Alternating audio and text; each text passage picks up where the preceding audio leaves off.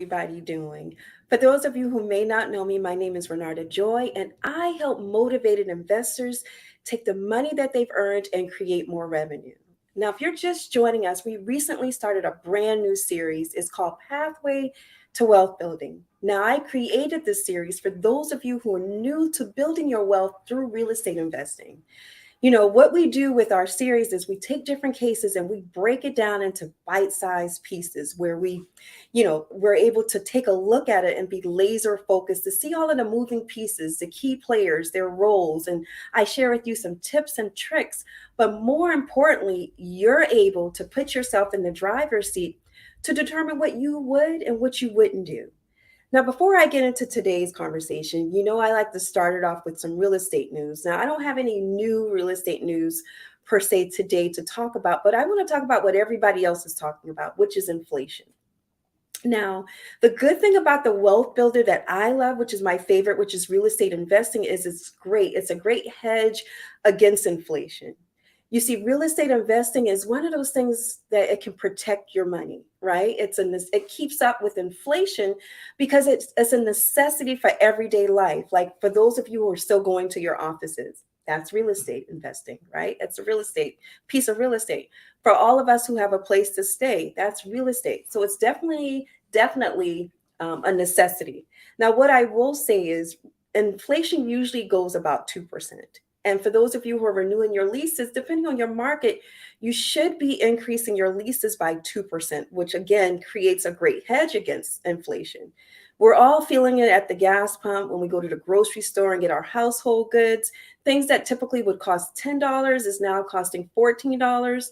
So real estate is definitely a great wealth builder. And another reason why real estate is really, hey Roslyn, another reason why real estate is great as a wealth builder is it's good for those of you who want to exchange time for dollars, for those of you who want to have diversification of wealth and assets. And I do believe that there's a legacy setter, an informed investor, what I consider a legacy setter. I do believe within each of you, you have those skills, right? You just have to have the will, the drive. And for some of you, you might just need a wealth strategist, somebody that can help guide you along the way.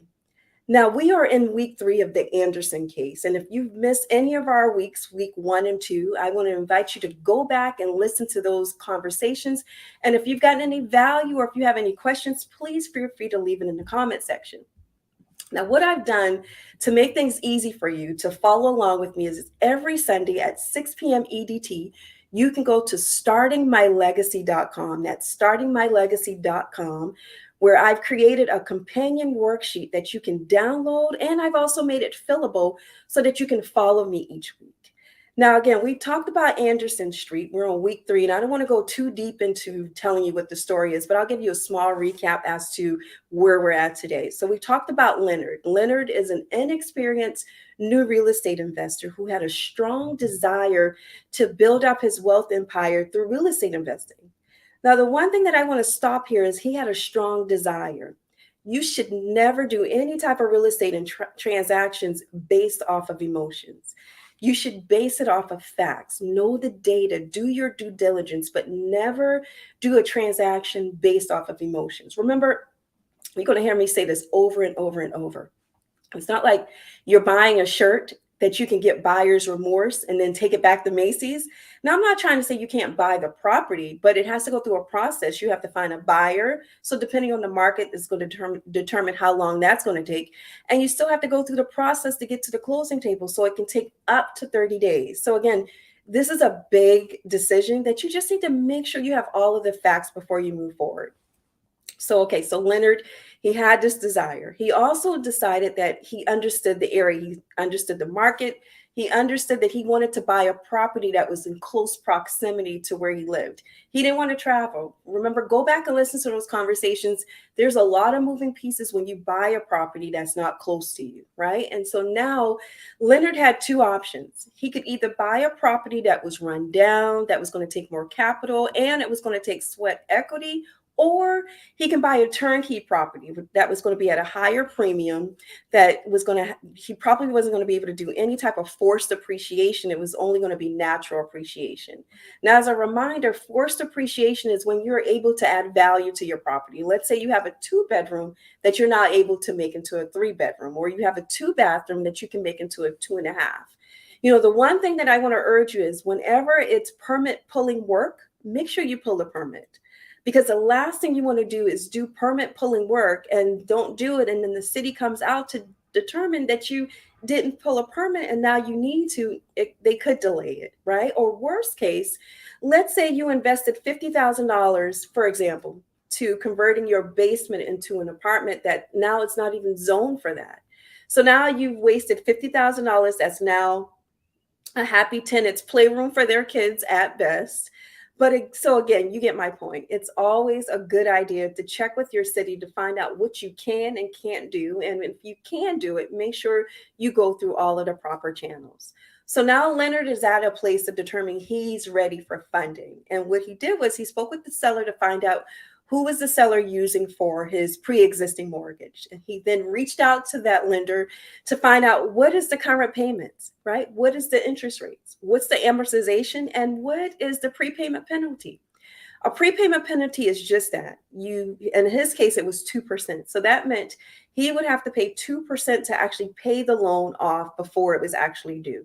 These are all good factors to know so that you can make a determination. And if you decide to speak with another lender, you now have a benchmark to be able to compare and contrast. Again, getting all of the information helps you to be able to make a decision. Now, the one thing I tell my clients all the time is never go look for a property without knowing what are you qualified for. Who wants to window shop and look at something that you may or may not be able to you can afford? When you speak to a mortgage person, it's free. They will actually sit down and help you get mortgage ready. They'll tell you what documents you need. They'll tell you how far back. They'll also tell you the interest rates. They give you all of the breakdown so that it helps you make a decision. But more importantly, when you get that process done, they give you what's called a pre-approval letter. Now, this letter helps your realtor, if you're going to work with one, determine what you should actually look for in a property. But let me stop for a moment to tell you, let's say you get qualified for $500,000. That does not mean that you should run out there and get a property for the $500,000 just because you're qualified for it. Remember, you got to have business-minded common sense dealing with this, right? Meaning you have to project, what if your tenants, they're not able to pay? You're still on the hook. So you want to be able to get a loan that you can afford, that if your tenants aren't able to pay, you can still carry it. Like my grandmother would say, don't bite off more than what you can chew.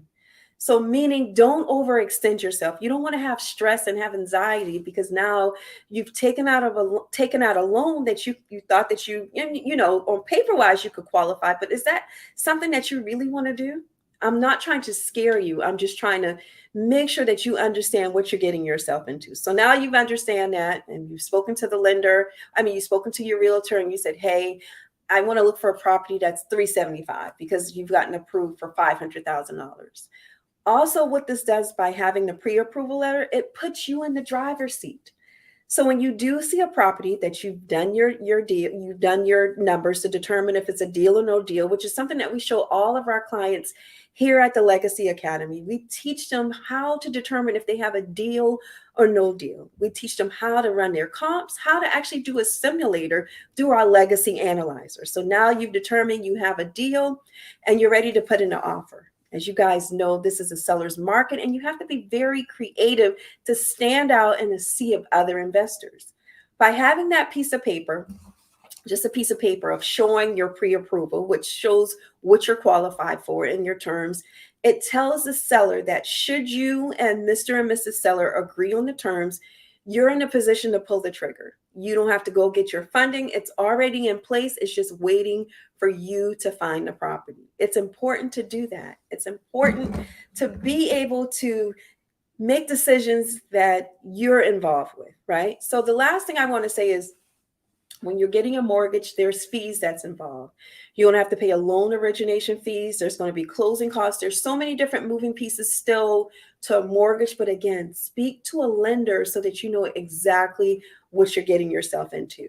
So I hope that this has been helpful. I hope you guys understand why it's important to find out what you're qualified for before you go out there and look for a property. You don't want to be looking for things that you're not qualified for, and you don't want to overextend yourself. I hope that this has been helpful. I want to hear from you. What stage are you in with building your wealth empire? Are you still thinking about it? Have you determined which area is a hot market? Have you been TTPing to people, talking to people? Remember, that's also important, letting people know what you're interested in doing. And if you need support around that, well, we're here at the Legacy Academy. We make ourselves available. Now, if you're watching this outside of our Facebook group, I want to ask you to come and join us. Join us here at RenardaJoyLive.com. Now, that's RenardaJoyLive.com. Now, I don't want you to join for the likes. Join so that you can be armed with information, so that you can be able to feel comfortable and confident sitting in the driver's seat as you're building your wealth empire. I want to invite you to come and meet us next week, same time, same place. And don't forget to go to startingmylegacy.com. Again, that's startingmylegacy.com, where you can download the companion worksheet so that you can follow along each and every week as we go through the case. So you guys have a great week, and I will see you next week. Bye.